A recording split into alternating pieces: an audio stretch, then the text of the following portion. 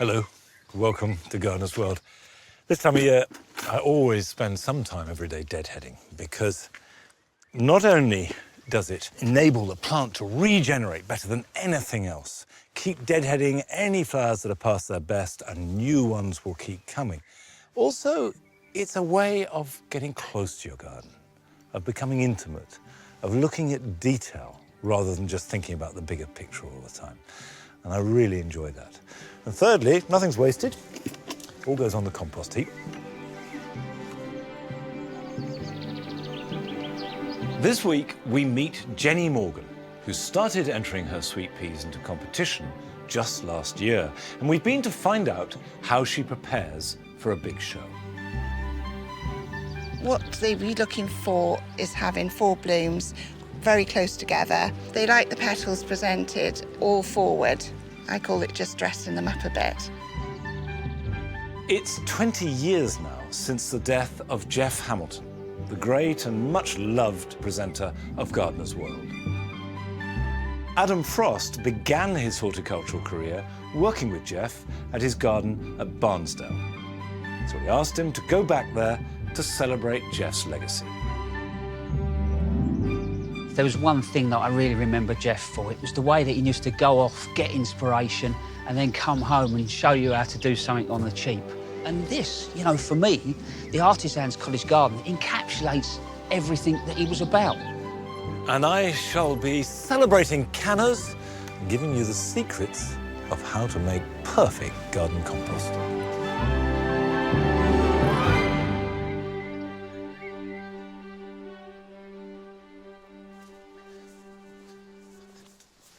Come along.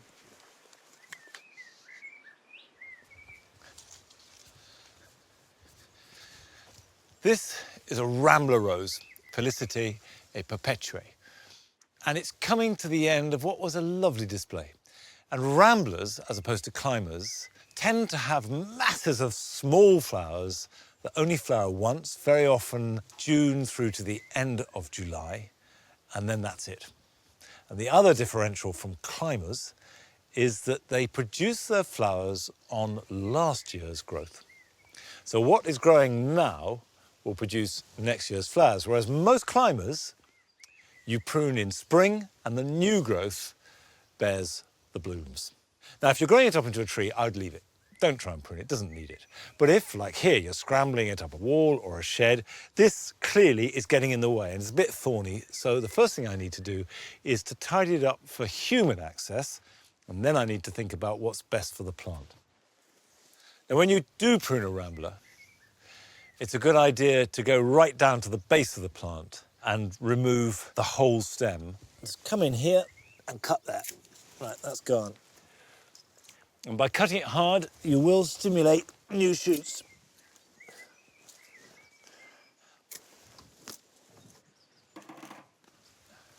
Oh, I should have worn gloves.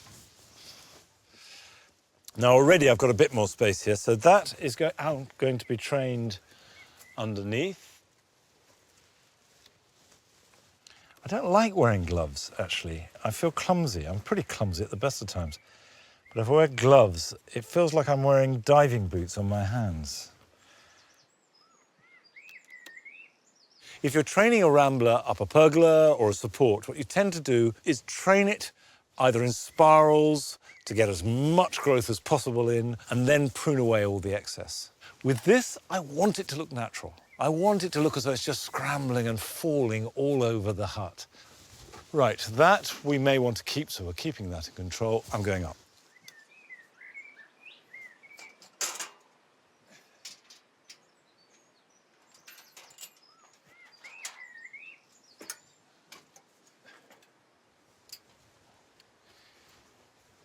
With a rambling rose in particular, what you're looking for is a tracery covering the support or the surface that you want to hide. And what you want to avoid is an overlap of whippy branches. And sometimes you can have a layer of 2, 3, 4, or 5 branches almost on top of each other. So the idea up here is to space them out as best as possible. And if I can't space them out, prune them out. And as for the dead flowers, they do look a bit unsightly at this stage, but they will be followed by hips. So I would advise don't be tempted to prune off the spent flowers. They will fall very quickly and be replaced by hips that will look glorious come September and October. So it's a question now of doing a bit of untangling.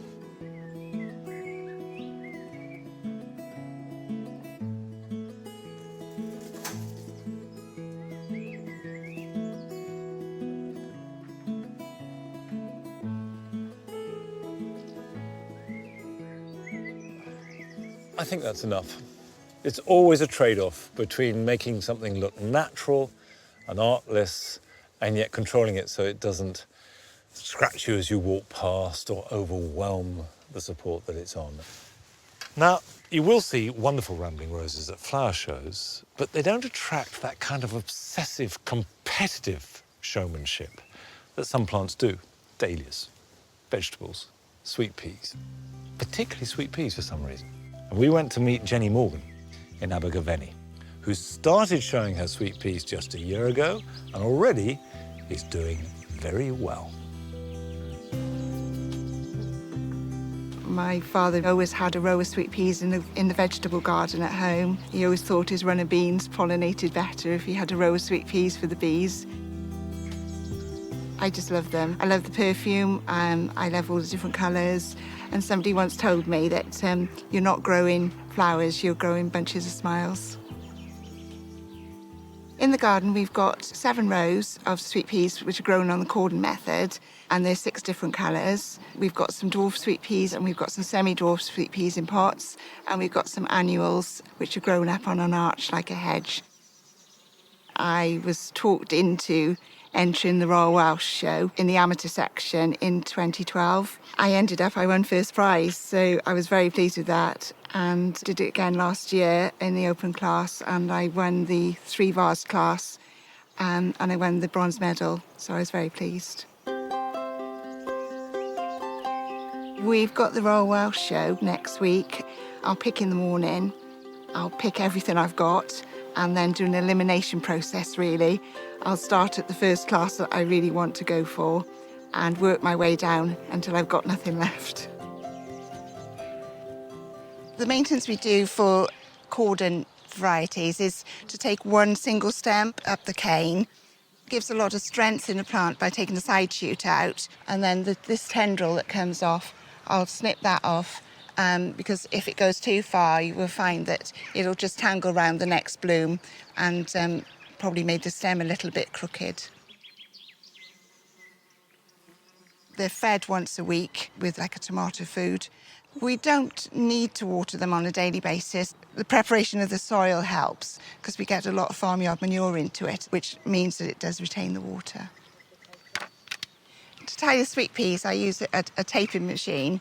It's so much easier than using all the wire clips. We just sort of bring the stem to the back of the cane, put the tape around, and just clip it round. This stem wouldn't look very good in the vase because it wouldn't stand straight. So what we'll do is when we pick that, we'll straighten the stem. There is an art to that which Lewis is very good at. So then it would be a straight stem like that, which would look perfect in the vase. What they'd be looking for is having 4 blooms very close together. They like the petals presented all forward. I call it just dressing them up a bit. Because the sweet peas took over more here, we decided that we put our name down for an allotment. That's given us a chance to grow all our veg, plus another 4 rows of sweet peas. The allotment gives us a backup, and obviously it is different soil, so we're just sort of seeing how they do there compared to here. I'm really pleased with the allotment sweet peas at the moment. They've really come onto their own the last fortnight, mainly because they were later, and so they've not been through the bad weather that we've had early on in the season. This is Gardener's Jubilee, the sweet pea that was bred by Andrew Bean. I like it because it really is a pure white, and it's quite hard to get a pure white without any blemishes on it. It's all formed together, and I think it looks nice with the dark green stem. I think I'll be taking these to the Royal Welsh. I've just found this. It's actually called Just Jenny. It's got 5 blooms on it, but it's had a little bit of damage on the petals, probably from the wind and the heavy shower we had the other day. The blemishes are just on the edge, and because of the dark colour, it will just show the whiter edges where the damage is.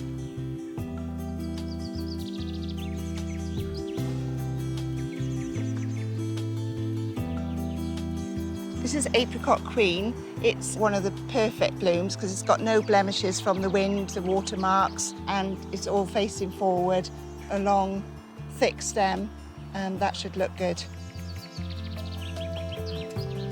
I'm very pleased with the amount of blooms I've got here. So if the weather's kind to us, I think we're going to have a good week next week at the Royal Welsh. Fingers crossed.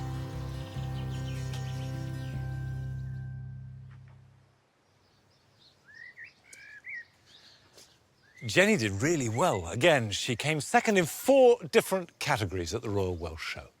Now, if sweet peas are quintessentially gentle English plants, cannas are robust, not to say rumbustuous, South American plants. If cannas dance, they'd do the samba. And I love them and use them a lot here in the Jewel Garden because they do give you this wonderfully intense foliage. But the canna, given a little bit of heat, will reliably flower.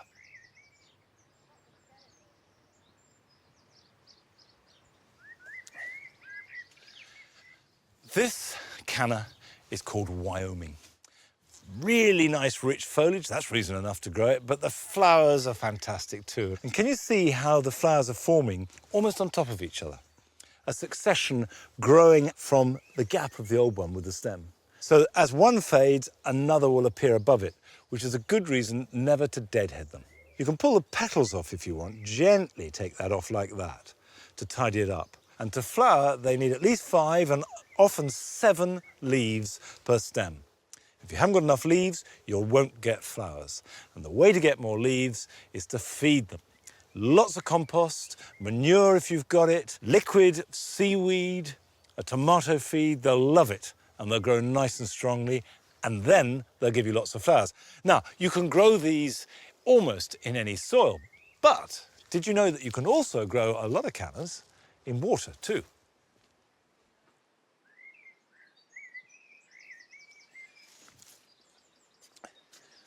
Whilst almost any canna can be potted up and put in 4 to 6 inches of water, and it will be quite happy for a summer, a few have evolved to thrive in water. Water is their natural habitat, and they stem from one type, which is Canna glauca, and that's the clue to what they look like. I've got one here called Erebus, and they have these very grey-blue leaves with pink flowers, and the flowers are distinctly spidery compared to some of the other cannas.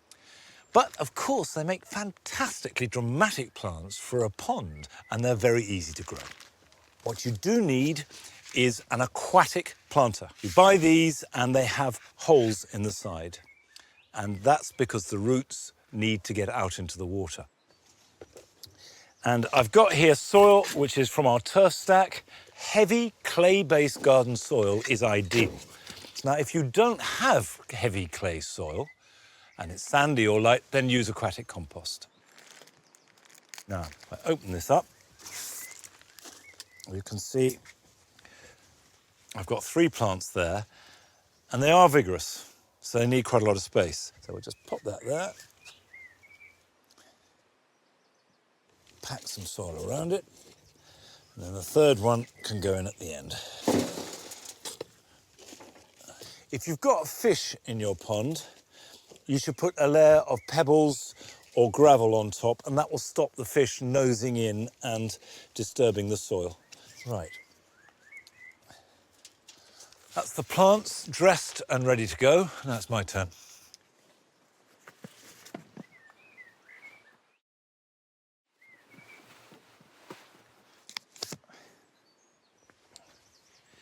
Now, in theory, all I have to do is just plonk this in the water. In practice, this slopes a bit, so I want to go in and find myself a good spot first.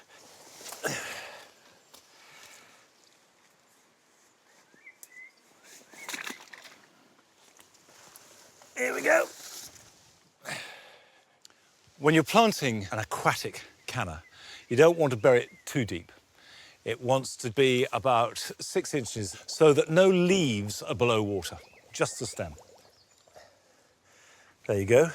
Now this will grow nice and big, stand out above the hostas, and be completely at home here in the water. What you do have to do is bring it in once the first frosts come. Once you see the leaves touched by frost, lift it out the water, keep it damp, because the rhizomes must be kept damp, and of course they mustn't freeze, so in a frost-free place.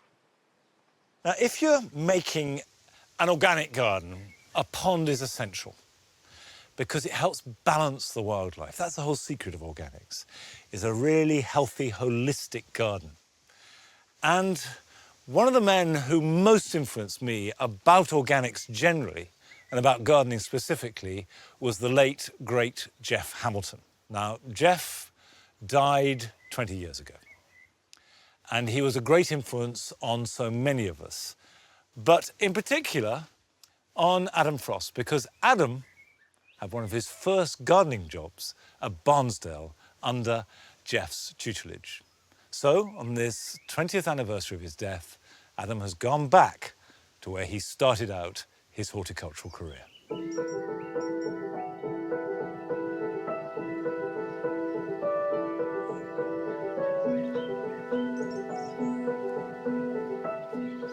Do you imagine at 21 years old getting a job for Jeff Hamilton, you know, presenter on Gardener's World at Barnsdale Gardens? And I can remember the first day that I turned up for work, and I was actually shaking. You know, I was totally in awe of this man that I used to watch on a Friday night, and the way that he sort of used to inspire a nation to garden. And looking back, you know, to think the effect that he's had on my life is absolutely amazing.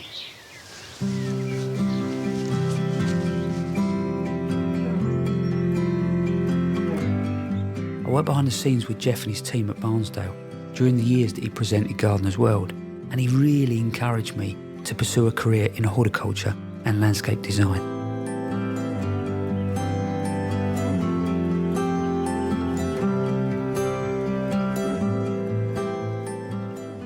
You know, if there was one thing that I really remember Jeff for, it was the way that he used to go off, get inspiration, and then come home and show you how to do something on the cheap. For me, you know, that's what gardening is all about, getting out, having a go, and sometimes making something out of nothing. And this, you know, for me, the Artisan's Cottage Garden encapsulates everything that he was about. You know, we've got things in the corner, like his compost beehives, you know, so many people remember those. And the timetable, this lovely little table with his times planted in it. But also the plants that he loved. He'd see a space in a border and he'd say, I'll put something in there, and you'd say to Jeff, I'm not sure it'll go in there. You know, no, that'll be all right, boy, that'll be all right. And that's the way he gardens, you know, so the borders more or less looked like they were exploding. And the plants that he loved, really, were good value plants, hard-working plants, you know, plants that maybe would grow in more than one condition.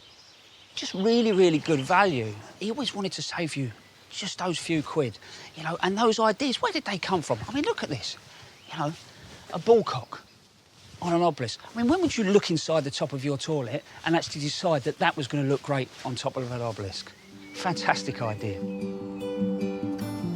This garden really has got atmosphere, you know, it's got a soul to it. You get this presence that actually, you know, Jeff could be around any corner.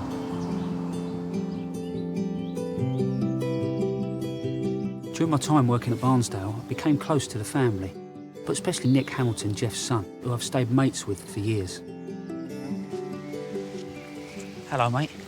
Hello, Adam. How are you, all right? Yeah, great. Just give me a hand to finish planting these, could you? So, God, this takes me back, this garden. Yeah, 20 years ago.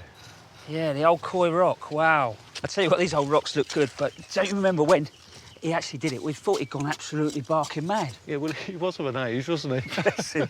But he started digging those holes, didn't he, up near the greenhouse there, and laying them out with polythene, and then sort of got the cement mixer going. And to be fair, the first ones, when they came out, they looked more like cowpats, didn't they? Yeah, they wouldn't have looked amiss in the field next door, would they? Oh, no, they wouldn't. But, I mean, there was a serious side to why he did it. This was all driven to basically stop limestone pavements getting ripped up and destroying acres and acres of natural habitat. Well, that was the important thing. It wasn't so much the limestone, it was the habitat that created. Yeah. He was so many years ahead of his time, and just a fantastic visionary. I mean, looking back, you know, I think in reality, you know, maybe I took a little bit of what we were doing for granted, but I wouldn't be doing what I'm doing today if I hadn't have spent the time I spent here. So, you know, I've got to thank him for that. Yeah.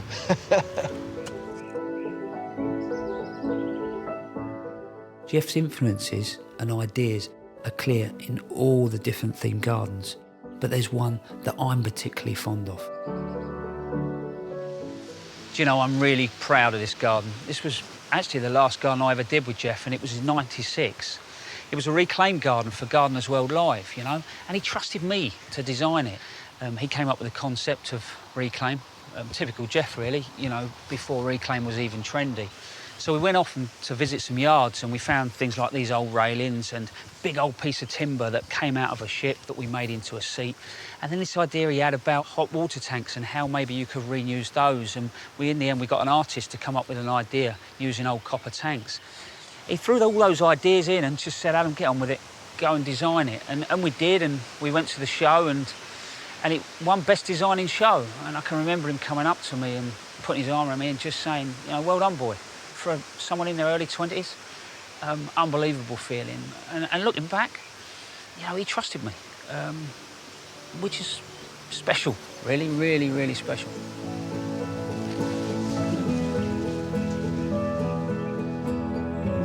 My television debut was helping Jeff plant a big Acer in the Town Paradise Garden, and it's always a place at Barnsdale that I like to return to.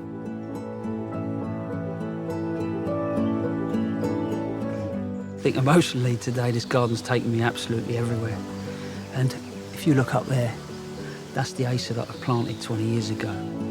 It's still here doing its thing. In the world we live today, you know, we're looking for that moment of peace. Everything's 300 miles an hour. And Jeff believed you could have that paradise outside your back door. I agree, and I think that not only that now, but actually how we live with nature, how our grey spaces become greener and how we connect the next generation is incredibly important. And I suppose he's left me with that. I think Jeff would be, in a sense, looking down, would be proud of the legacy that he's left behind.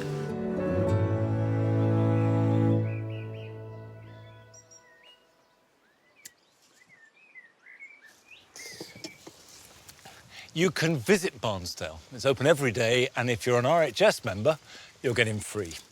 Now, I said that a pond is really important to a healthy organic garden. And if a pond is good, then an effective compost heap is absolutely essential.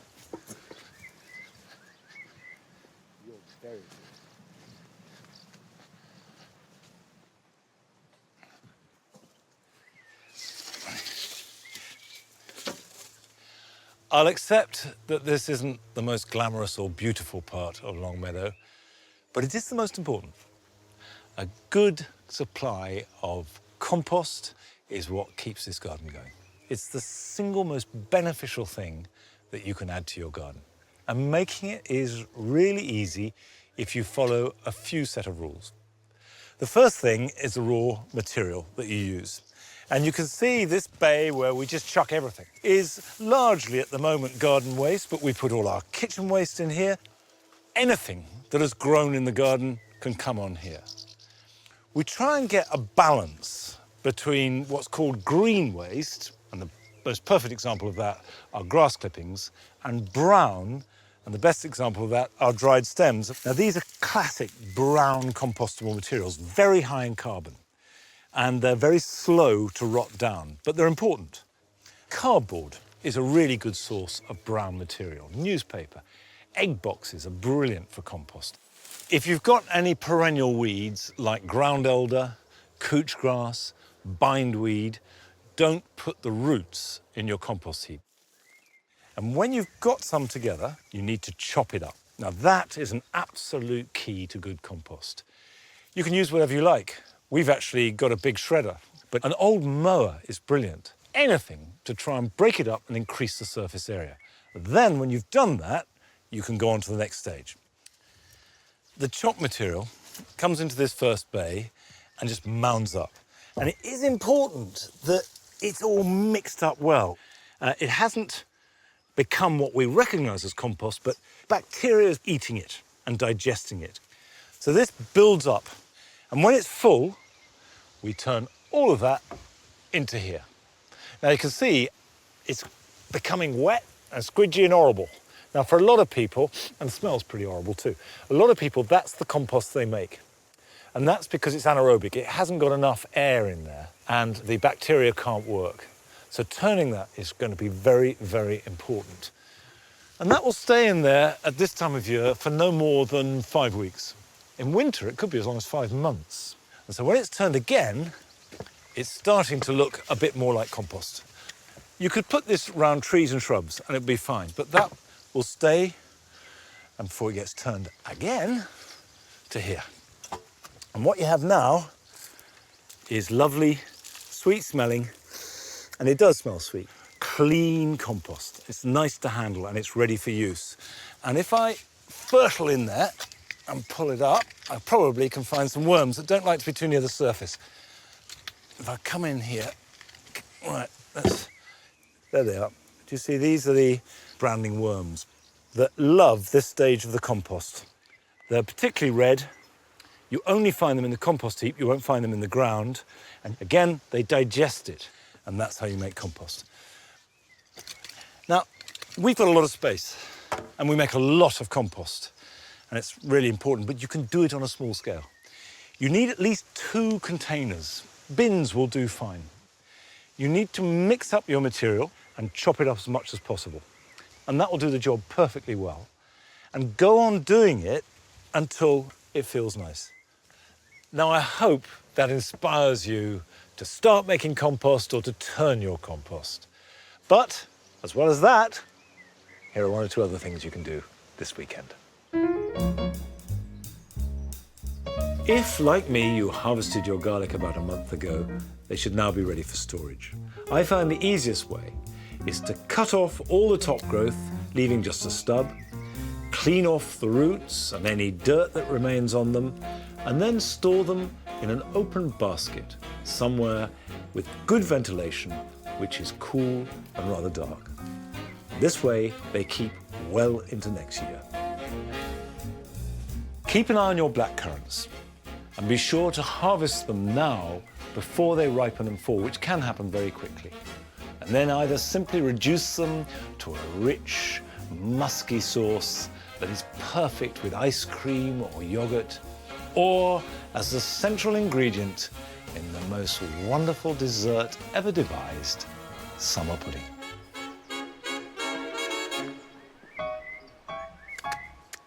Come on.